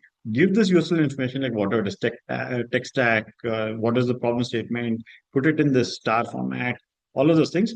But they should call you for an interview if they want to go deep into specific areas, right? Again, what is the purpose of the CV? The purpose of the CV is to get you an interview.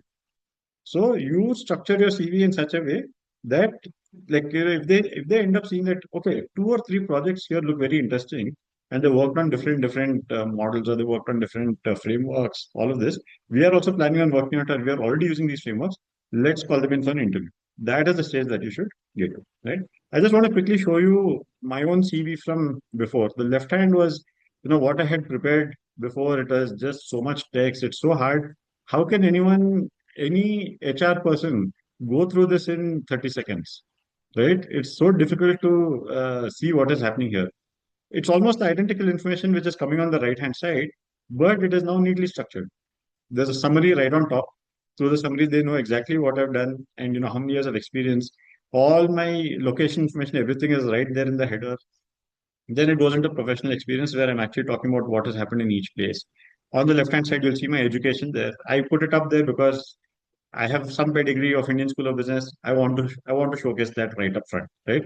And say that look, you don't have to worry. I have what it takes. I've come out of a big school. If you go to the next page of the CV, which I have not put up as this thing here, the same left side of the things has information about press coverage, articles that I've written for the media, all of those things, while the right side is talking specifically about the different jobs that I've had and what all I've done at what all I've accomplished in those places. This is a lot easier to read. Yeah? So lastly, yes, of course, proofread carefully. Please make sure that there are no typos and grammatical errors. Especially in the contact info, it is, you will not believe it, but there have been multiple times where I found a good CV. I've tried to contact the person and there are only 9 digits in their phone number. And I'm like, this is definitely the one thing that you should have got correct. Even if you got like a lot of other things wrong in your CV, please ensure that your phone number is correct, because that is the fastest way for recruiters to reach you. Of course, luckily there was also an email, and so I could, contact through email and all that. But please make sure that your contact information is 100% correct. Yeah. And today, of course, this, proofreading can be very easily done with AI. So you can take its help. All this. One last thing as a bonus. Now, this is a little bit dicey. It could also backfire. So what I would suggest is that use it sparingly. Try to add an additional section in your CV, which apart from everything that you have done and everything that you've accomplished, you can talk about what you would like to accomplish if you got into this company. Of course, this means that you should know what exactly that company is doing, the company that you're applying to. What are they doing? Go through their website, go through their product, come out with your insights about it. This is my analysis of your company, this product or the feature, or this is my proposed AI roadmap for the company. See, in a lot of these cases, it doesn't have to be right. Obviously, you will not know what is the roadmap because the product leader or the CEO or whoever it is has already figured out some roadmap for them. But you stand to gain from two things here. If the roadmap is good, but it is not correct for that company, they will still be impressed, saying that, wow, this is an interesting roadmap. If this person had more context about what we're doing, then maybe they can prepare a very good roadmap for us. So they'll actually want to call you in for an interview and have a discussion.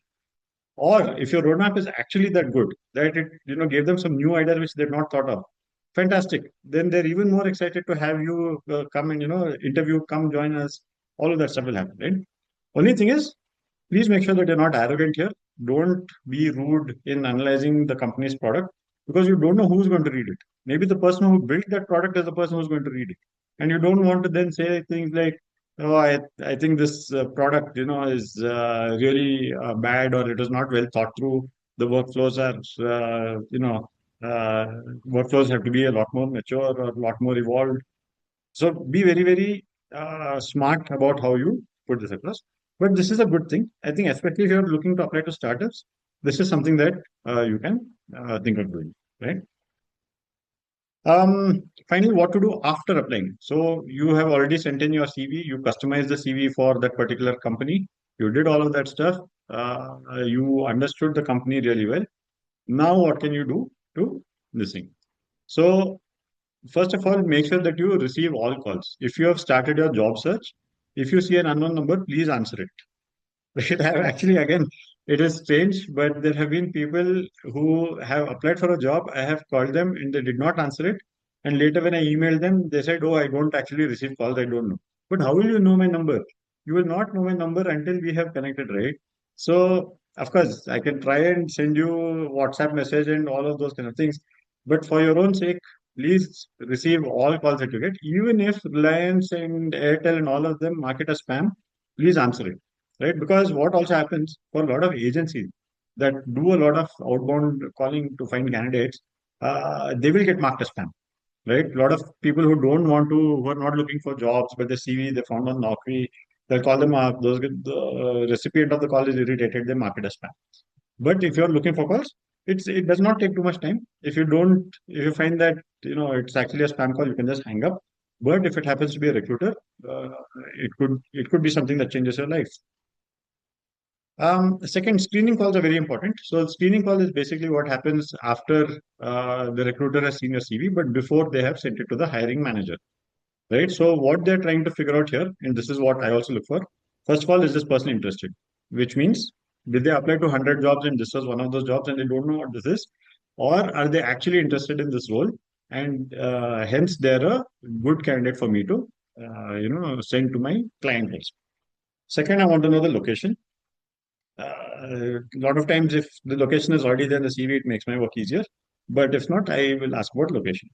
Third, salary, right? And again, salary, not because I want to be nosy, not because I want to pry into personal information. I just want to know if it falls within the budget that the company has. Because if it does not fall into that, it is a waste of time for both, right? And from my side, I always tell the company and I tell the candidate that I am going to reveal the salary range on both sides. If there is, if you are within that salary range, great. If you are below that salary range, even better. Then I tell them frankly, your salary is currently 12 lakhs. The range for this role is 15 to 18 lakhs. So if you get through this role, you will get a good bump up, right? So something like that. And then you want to know the notice period. Notice period is important because for a lot of companies, there's a lot of window shopping, not window shopping, but offer shopping that goes on, right? After an offer has been received. So many companies are hence a little bit worried. If you have more than 2 months notice period, it becomes a little bit difficult. I'll be frank with you. Uh, but for more senior people, companies also understand that 3 month notice period is the norm, and so it is fine. So if you have a long notice period, typically you should be under 2 months. Even better if you're under 1 month, or if you have already quit for whatever reason, maybe the company was not doing well, your job was on the line. And a lot of times now what the company is also doing, startups are actually telling their employees that, look, we are not going to be able to pay your salary much longer because company is not able to raise money. Please start looking for a job. If you get a job, I will relieve you within 20 days, within 10 days, or those kind of things, right? And many candidates tell me also openly, this is what is going to happen. I'm anyway on the chopping block. I don't mind taking up a new role. And while my official notice period is 45 days, my manager just told me that they'll relieve me within 15 days. Right? So those are good things. And finally, I want to know reason for leaving also. Again, this is not to intrude or something, but just so that I can also have a good conversation. Now, I'm leaving because I want career growth is a perfectly good answer, right? Yes, you were doing something in the company, you already finished, now you're looking for new challenges. or you're looking for a higher salary, all of that is completely fine, provided you have put in your time at the current company. You finish 2 years here, nothing wrong in looking for this thing. If you're looking for career growth, having spent 3 months there or 6 months there, then I would be a little bit worried, right? But only thing I would suggest is don't lie about the reason for leaving. Like for example, if you got fired because of misbehavior, right? You need to tell that upfront, because if that comes up later during the check, during the background check, you will anyway get fired. Then you will have two firings that you will have to then tell your next recruiter, right? Why did you get fired from two jobs? Because those things will reflect in your leaving letter. You will not be able to hide those things. Okay, so that's the screening call, main purpose of screening call. Yeah. And once you have already applied, right, try to stay visible, but without becoming a nuisance to the recruiter, right? So what I mean by that is reach out to the recruiter with good updates that you have. Anything which is meaty, anything which is significant, reach out. So for example, you got a promotion at work, or you got some kind of award at work, like a big award, not like, just a small thing, or employer, not that kind of stuff, but some proper, good accomplishment at work. You can always reach out to the recruiter and say, hey, just wanted to let you know, since the time that I applied, this has also happened. I'm still keen on, bringing this kind of expertise, or bringing this level of accomplishment to your company as well. If you have done some important open source contribution or research paper that got published by an important conference or by an important paper, a journal, that's something that you can let them know. If your project got featured, or if you won a hackathon, of course, not at a very senior level, but if you're kind of a young working professional, you won a hackathon, that might be something interesting to share with the recruiter. New certifications you can put only if it is a certification that you got through an evaluation process, not a participation certificate, right? And finally, if another interesting thing which does not depend on too many other things, it's completely in your hand, is write a technical blog or a post that is very much relevant to the company, right? So you can actually go back to the recruiter and say, hey, while I was reading up more about a company when I was applying, I came across, a blog that your CTO had written, which talked about this particular tech stack, or this particular, framework. And I found it very interesting. So I did a deep dive also into it, and I have written another tech blog, which has become very popular. So I just wanted to share it. I would love to come and work in your company, also contributing to all the work that is happening here. It would be great if you could share this with the CTO. Simple, right? And what it shows is a lot of initiative. What it shows is a lot of interest. This is the way that you're able to show the recruiter that, look, I'm a serious person. I'm an enthusiastic person. I'm going to come there and build stuff for you. I'm going to move the needle for you. Right? And that's what everybody's looking for. Finally, stay active on LinkedIn, GitHub, online groups. Like, for example, if you found that the recruiter had put up the job post in a WhatsApp group that you're part of, and then you applied through that. Make sure that you stay active in that WhatsApp group. You're answering people's questions. You're asking interesting questions of your own. Again, you have to make sure that your updates, and of course, participate in if the company is doing some events, go attend those events, meet the people, all of those things. Just the important thing here is don't annoy people with repeated follow-ups. No recruiter likes to, receive mail saying, I had applied last week, what happened? Any update on my progress? All those things. Of course, if you've not heard back from a month, then, of course, just follow up once. But don't keep annoying the recruiter with, these kind of follow-ups. Also, don't send a, AI slop kind of a blog where you just ask AI to write about something and then send it. It becomes very obvious. As soon as we see it, we know that this was not in a blog that this person has written. They've just asked Claude or ChatGPT to write this. Waste of time, right? And don't give weak updates. Like, don't put in things like, I just completed this course or something, which anyone can do, right? Some of these things will do more harm than good. So you have to be kind of careful of that. So I think with that we end this thing. I just want to so the next session that we'll be doing, the link is here. I will also maybe I should just share this. I'll share this in the chat for those who want to attend the next one. The next one will be happening on Wednesday. Yeah, I just want to share one last thing with you all about, how do you apply to companies, right?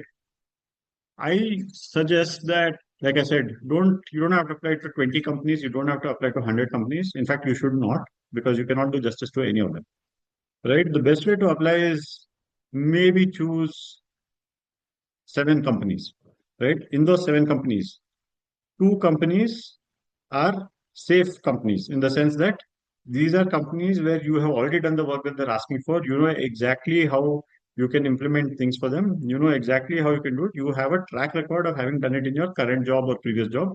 And you know that you will get that interview call because your stuff is very much relevant. You know that you will also do very well in the interview because you will just speak from your experience. Those are your 2 safe companies. Then 3 companies that would be your ideal companies, right? So these are good companies. They are companies that they're doing some interesting work. The job looked interesting. Little bit of a stretch for you. You may not have done exactly what they are asking for, but you've done kind of related things. You're willing to learn. You're willing to this thing. It is kind of like a promotion. Like maybe you are an engineer here, you're going to become a senior engineer here, right? So it is like a promotion. So that kind of a thing. You will do a good job. Given a chance, you'll do a good job there, right? So those are your 3 ideal companies. Then find 2 dream companies or aspirational companies where it is a bit of a stretch, right? Maybe you just want to work with Google. Apply. Find a great job, even if it feels like it is a bit of a stretch for you at this point. If you keep working at some point of time, you can crack it, right? But then you need to put in that kind of effort. You need to be smart about it and you need to work hard. But it is doable, right? Talk to people who are at Google, talk to people who applied to Google. If they made it, you will understand, try and understand from them how they were able to crack it. If they didn't make it, find out what went wrong, where did they, lose out, how did they prepare for things, where did they find that they should have done more preparation. So you need to put in all of that effort for those 2 dream companies, right? But when you apply to, like, let's say that you just choose these 7 companies, 2 safe companies, 3 good companies or ideal companies, and 2 dream companies. You can actually do justice to each of these 7 things. Understand what exactly that company is done. Understand what exactly their current roadmap and their current path is all that. You should know their website very, very well. You should know what are some of the things that they are also struggling with. Look at their job description that they've posted that you are looking at. Look at the other jobs that they have posted. Look at all the kind of changes. If you go to LinkedIn, you can see how long that job has been there. Sometimes those jobs are there for, like, 2 months. Then you know that that company is struggling to fill that position, right? And then so you can reach out to them with a much stronger thing, because by that time they're desperately looking to hire. And then you can reach out to them and say that, I found the kind of work that you're doing very interesting, and I would definitely like to come and have a conversation with you guys. And yeah, I'd also like to show you some of the work that I've done in related space. So you can take the conversation forward like that, right? So uh, try and use this thing. If you have a little bit more bandwidth than 7 companies, go for 10 companies. Make it 3 aspirational companies, 2 safe companies, and 5 ideal companies.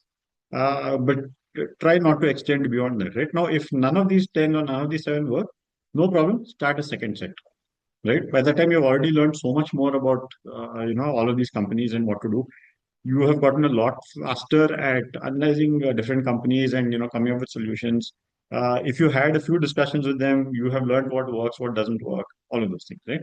So that's a good way for you to go forward with all of this. So I hope that entire framework has been kind of useful.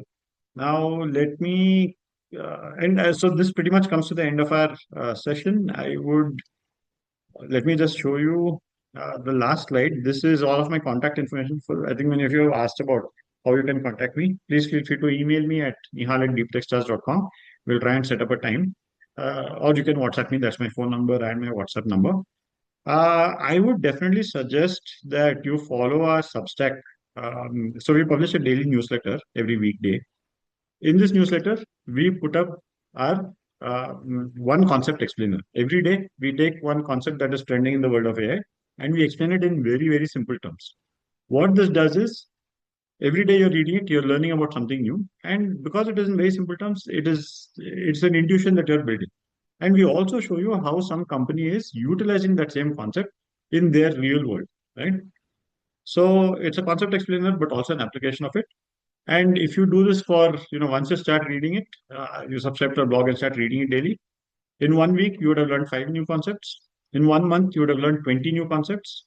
Next time you go for an interview, you are in a much better position because you have so much, you have a much better idea. These are the things that compound over a period of time, right? And what also happens once you've understood this thing, the next time you read some article about it, the next time you see this in action somewhere, you intuitively have an understanding. Oh, wait, I had read about this. I know how this works. Okay, interesting to see how Anthropic is now using the same concept, right? So that becomes very important. And yes, in addition to that, while we do this concept explainer, we also put up a this thing at the bottom, remote AI jobs. So we curate about 3 to 4 remote AI jobs at the bottom, and the newsletter ends with that. So it is very useful for those of you who are, looking for jobs. Please do follow this newsletter and make sure that you make a habit of reading it every day. Okay, great. So with that, I will. So please feel free to drop off if it's gone beyond your time. I will just answer a couple of questions that are here, and then we can conclude. Deepak asks, what is your view on the possible breakdown of the talent pipeline in tech companies and how this might impact future innovation workforce quality? Yeah, good question, Deepak. I think what is actually happening is, knee-jerk reaction because everybody is talking about how AI is replacing their, human workforce and they're saving a lot of cost and they're a very AI-forward company that is adopting new technologies. Many companies have just started to lay off people, right? And across the board. And that's where the talent breakdown is, pipeline breakdown is happening. But what is also happening is eventually these companies will decide that okay, we have now grown fast enough, our operations are really smooth, our company is growing, revenue is growing, we need more hands, we are going to hire back more people, right? So it is all going to be an eyewash. It is really great for public companies because the stock price shoots up whenever they announce a layoff. It's really great for private companies because the investors are very happy saying that, oh, you adopted AI and you reduce the cost by so much more, you're getting ready for your next fundraise. So I honestly don't actively believe that AI is going to lead to mass layoffs. I feel that actually AI is going to lead to more jobs that are going to get created because now you have like everything I explained in the core Gen AI function, right? Everything is new. We did not properly have RAG. We had fine tuning, but not exactly in this way. All the stuff that we're doing with evals for LLMs, all of that is new. But now every company needs so many more people to do it. So where is the work going down is going to happen only in some cases where if you see summarization or translation, if they had humans sitting and doing that before, that will probably reduce now because the AI can do it better, right? But even for those people, they will understand how to use AI better to do other things. So I feel that this is only going to lead to increase, and this has been my view. So I'm not an AI doomer. I don't think that this is going to be the end of the world or even the end of most jobs, right? It's in fact it is going to improve productivity. Okay, Ronak asks, what's your opinion on having open to work on LinkedIn? Open to work is a good thing. I think it's the only worry there you have to see is how does the current company where you're at view it, right? Like obviously if you're working in a company and you suddenly change your status to open to work, what does your boss think? Does that lead to lost opportunities for you within the current company? Does that lead to kind of some kind of animosity or those kinds of things, right? Loss of bonus. So there might be different things that way. But from a recruiter perspective, when I am seeing it, when I see open to work, I know that okay, this person is, of course, the fact that you already applied to the job, great. But if you had not applied and if I see open to work and I see that your work has been relevant, then I might reach out to you directly, right? So it does help to have open to work. Uh, but again, there I will say that I will stumble onto your profile only if LinkedIn decides to show me your profile, right? So when I put up a job post on LinkedIn, what happens is, and the LinkedIn algorithm and the way that they do it keeps on changing, right? I put up like a boosted or a promoted post. Some people will apply for it. Then LinkedIn also says these are the people who you should reach out to. They have not applied to a job post, but these are people that you should reach out to. So in that list, if I see that, somebody is hiring, like there's also that purple one, right? That open to work, but also recruiting for their own company. If I see purple, then I'm not going to reach out to them because they are hiring for their own team. What am I going to do? Reaching out to them saying that, do you want to leave your team and come to, this other company? If I don't see anything open to work or, hiring, then I think about it. If the candidate is really strong, then I might reach out. But if they are saying open to work, then I'll definitely reach out, right? And I'll say that, okay, this person is looking for a new role and they are correct for this job that I'm trying to hire for. So let me do that. But again, the caveat is that I don't often use that feature of, where LinkedIn tell me that these are the people that you should reach out to because already there are so many people that have applied to that role who have seen who I assume have seen the JD and applied to that role. So first I'll go through those. If I don't find good candidates there, then I will expand to the pool where LinkedIn says I should reach. So Garima asked how to reach out. Yes, my contact information is here. Please feel free to reach out there. Uh, yeah, okay, awesome. So I think one more question. There's some Rupa. HR is dealing with a talent shortage but relies heavily on automated keyword matching. How do they view certificates versus portfolios? For instance, a candidate doesn't have a traditional corporate AI background but has built four deep production grade projects from scratch. Certification mandatory or does it? Okay, so yeah, Rupa, I think this actually varies from company to company. Bigger companies, and by bigger companies, I mean like where they have like a detailed HR team or like a fairly large HR team, they might go by very formal review processes and formal filters, right? So if they say that we are looking for someone who's worked for 2 years on this particular technology, they mean they have worked for 2 years on the technology in another company. So in those cases, it might be hard to kind of break through there. Uh, in where they are willing to go beyond that and say that again, this varies from company to company. If they have very strict or formal rules, they will not break those rules. But if the HR is a little bit flexible, if the company culture is that yeah, we don't mind looking at other candidates who might be the right fit, where they will go is if that person is referred by one of their employees. So the employee might say that, hey, this person has not worked in a company before, but I know her work and she's done a lot of really good work in the specific technology that we're looking, already finished 4 projects. Why don't we call her in for an interview? Then they'll look at it, they'll also say, okay, but it's not done, not worked in some company, all that. But if the employee says, no, no, no, but I've seen the quality of the work, the projects are really solid, then they might give you an interview shot, right? Of course, the referral as it can come either from an employee or even better if it can come from their leadership. Like if you have a way to get to their leadership and convince them. For example, you met their CTO who's talking at a conference. And after they finished the talk, you went there and spoke to her and said, "Hey, really like what you said about this particular thing. I've also felt the same thing.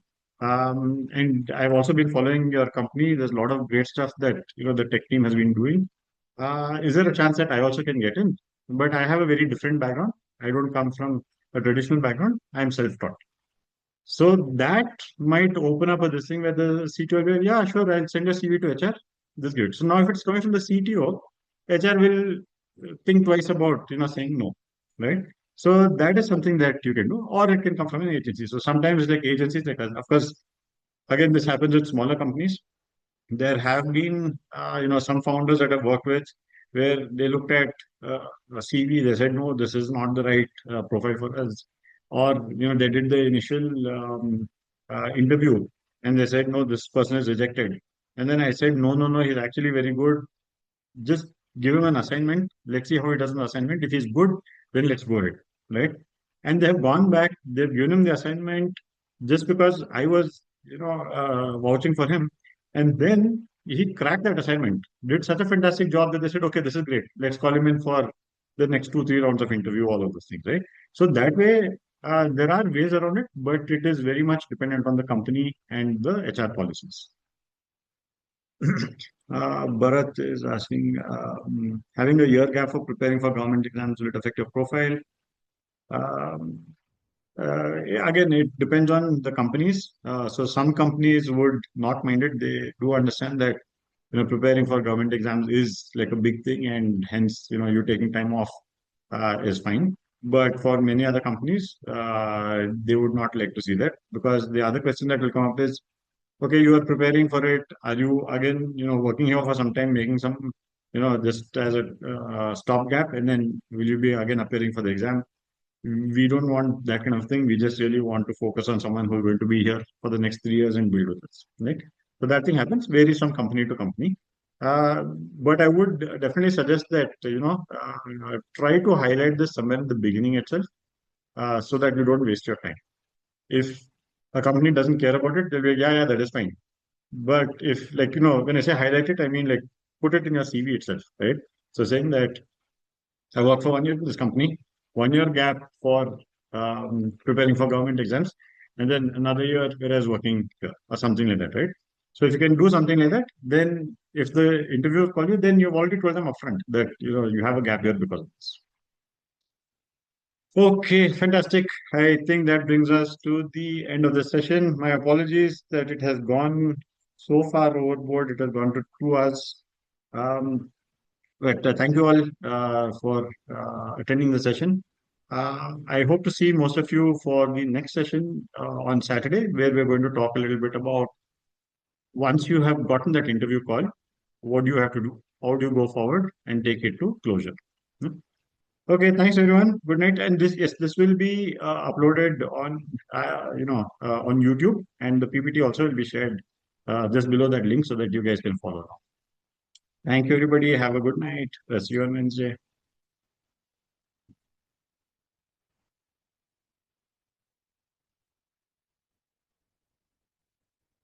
If you're serious about a career in AI, follow Deep Tech Stars on your favorite social media